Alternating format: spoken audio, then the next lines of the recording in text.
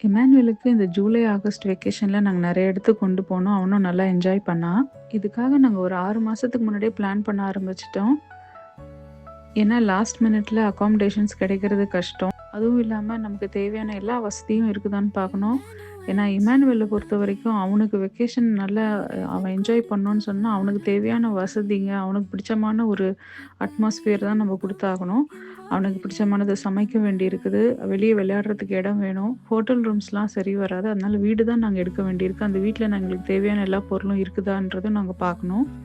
அப்புறம் நாங்க தங்கியிருக்கிற இடத்துல இருந்து நாங்க சுத்தி பார்க்க வேண்டிய இடம் வந்து எந்த அளவுக்கு தூரமா இருக்குது, என்னென்னலாம் நம்ம கவர் பண்ணலான்ற எல்லா பிளானிங்கும் நம்ம செய்ய வேண்டியது இருக்கு முன்னாடியே. இமானுவேலுக்கு பீச்சு, அப்புறம் தண்ணீல விளையாடுறது தான் ரொம்ப பிடிக்குன்றதுனால, அத பேஸ் பண்ணி தான் எங்களோட வெக்கேஷனே பிளான் பண்ணுவோம். எங்க வீட்ல இருந்து நாங்க பீச்சுக்கு போனோம்னா, அட்லீஸ்ட் ஒரு 2 1/2 ஹார்ஸ் டிரைவ் பண்ணி தான் போக வேண்டியிருக்கு. அதனால இந்த வெக்கேஷன் டைம்ல தான் போக முடியும். ஏன்னா, மத்த நாள்லாம் குளிரா இருக்கும். வெக்கேஷன்ல இந்த சம்மர்ல பார்த்தீங்கன்னா, நாங்க போகும்பொழுதே நெறைய இடத்துல காத்து, குளிரு, மழைலாம் இருந்தது. அந்த அளவுக்கு வெயில் இந்த வருஷம் இல்லன்னு தான் நான் சொல்ல முடியும். நெறைய நேரம் நாங்க பிளான் பண்ணபடி எங்களால அந்த இடங்கள்லாம் சுத்தி பார்க்க முடியாதபடிக்கு வெதர் கண்டிஷனும் கொஞ்சம் ஃபேவரபிளா இல்ல. இந்த வெக்கேஷன் சொன்னாலே எனக்கு கொஞ்சம் ஸ்ட்ரெஸ்ஸு தான். ஏன்னா, நான் எல்லாத்தையும் பார்த்து, பார்த்து அரேஞ்ச் பண்ணி, பிளான் பண்ணி, எங்க போகணும், எந்த இடத்துல நாங்க ஸ்டாப் பண்ணணும் என்ற விஷயங்கள், வீட்லருந்து எடுத்துட்டு போக இந்த சமைக்கிறதுக்கு தேவையான மசாலா கொண்டு போறதுலேருந்து, என்னென்னலாம் வழியில செய்யணும், என்ன பார்க்கணும், என்ன வாங்கணும், இமானுவேலுக்கு தேவையான எல்லா மெடிசன், எங்க ஹஸ்பண்டுக்கு தேவையான மெடிசன் எல்லாம் எடுத்து வைக்கணும். எல்லாம் மறக்காம செய்யணும். அதனால அது எனக்கு கொஞ்சம் ஸ்ட்ரெஸ்ஸான வேலையா தான் இருக்கும். வெக்கேஷன் ஆன் த ஹோல் வெளிய பார்க்கும்பொழுது இமானுவேல் என்ஜாய் பண்ணியிருக்கான். அது உண்மதான். ஆனா, அதில நாங்க நெறைய கஷ்டப்பட்டோன்றதும் உண்மதான்.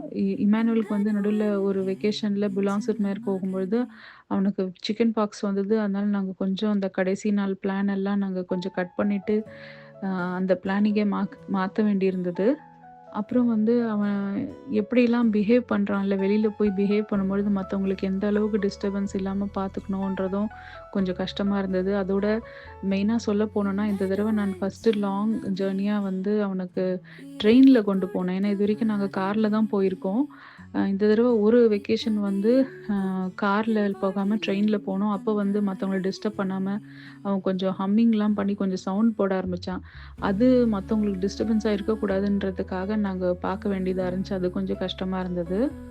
அப்புறம் சில கடைக்கெல்லாம் போகும்பொழுது, அவன் சில பொருள வேணும்னு தொந்தரவு பண்ணும்பொழுது, அவன கன்வின்ஸ் பண்ணி கொண்டு வரது. இதெல்லாம் கொஞ்சம் சேலஞ்சிங்கா இருந்தாலும், இந்த தடவ நாங்க எல்லாமே சமாளிக்கக்கூடியதா தான் இருந்துச்சு. ஸோ இதுலலாம் நம்ம கஷ்டத்த பார்த்தோம்னா, அவன வெளியவே கொண்டு போக முடியாது தான். அதனால நாங்க கஷ்டத்த பார்க்கல. அவன் என்னலாம் என்ஜாய் பண்றான், அவனுக்கு இது வந்து யூஸ்ஃபுல்லா இருந்ததா, அப்படின்றத மாத்திரம் தான் நாங்க ஃபோக்கஸ் பண்ணோம். இந்த தடவ கொஞ்சம் வித்தியாசமா அதிகமா நடக்க வச்சோம் இமானுவேல. அதிகமான படிக்கட்டுலாம் ஏற வச்சோம். அந்த கோட்டை, மலையெல்லாம் ஏற வச்சது ஒரு வித்தியாசமான அனுபவம் தான். ஆனா இமானுவேலும் அதுக்கு ஓரளவுக்கு நல்லா கோஆப்ரேட் பண்ணான்னு தான் சொல்ல முடியும். ஒரு இன்ஸ்டன்ஸ்ல என்ன நடந்ததுன்னா, இமானுவேலால நடக்க முடியல. நடக்க முடியலன்னு சொல்றத விட, அவனுக்கு அந்த ஃபோர்ட்லேருந்து வெளிய போறதுக்கு போது, அவன் கொஞ்சம் கிராங்கியா ஆயிட்டான். அழுதுகிட்டு இருந்தான். அப்போ அவன எப்படி நடக்க வச்சு கொண்டு போறதுன்னு யோசிக்கும்பொழுது பார்த்தீங்கன்னா, அங்க ஒரு ஸ்பெஷல் அசிஸ்டன்ஸ்க்கான அ ஒரு வண்டி இருந்தது. அந்த வண்டியில எங்க 3 பேரையும் கொண்டு போய் அவங்க பார்க்கிங்ல விட்டாங்க.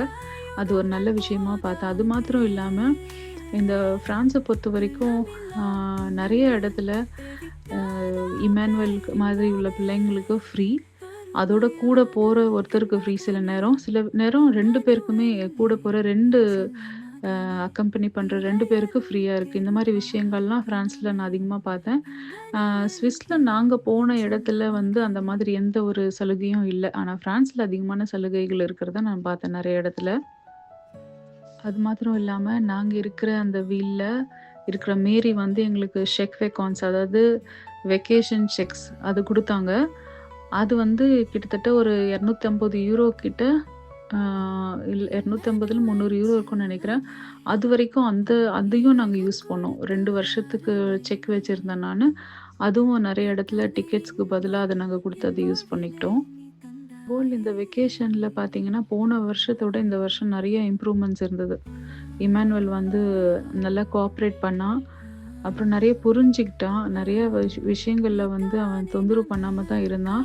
ஏன்னா ஆரம்பத்துலலாம் பார்த்தீங்கன்னா, அவன் புது வீட்டுக்கெல்லாம் போகுறதுக்கு கஷ்டப்படுவான். வீட்டுக்குள்ளேயே வரமாட்டான். அந்த பெட்ல படுக்க மாட்டான். அந்த பாத்ரூம்குள்ள நுழைய மாட்டான். அந்த மாதிரிலாம் ரொம்ப கஷ்டம் இருக்கும். ஆனா இந்த தடவ வந்து அதெல்லாம் ஓரளவுக்கு ஒ குறைஞ்சிருக்குன்னு தான் நான் சொல்ல முடியும். ஸோ இது ஒரு நல்ல விஷயமா தான் நான் இத பார்க்குறேன். இந்த குழந்தைங்கள வெளிய கொண்டு போறதுனால அதிகமான சிரமம் இருக்கும். அவங்க மிஸ்பிஹேவ் பண்ணும்பொழுது நம்மளுக்கு சங்கடமா இருக்கும்.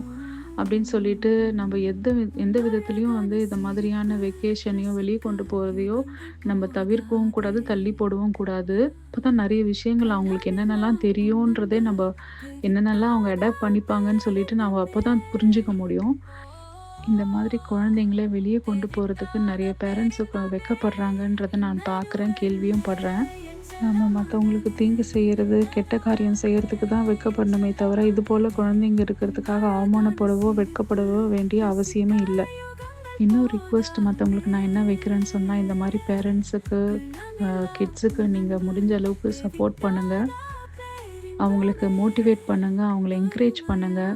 ஆனா தயவு செஞ்சு அவங்கள ஹர்ட் பண்ணாதீங்க. அந்த குழந்தைங்கள வித்தியாசமா பார்க்காதீங்க.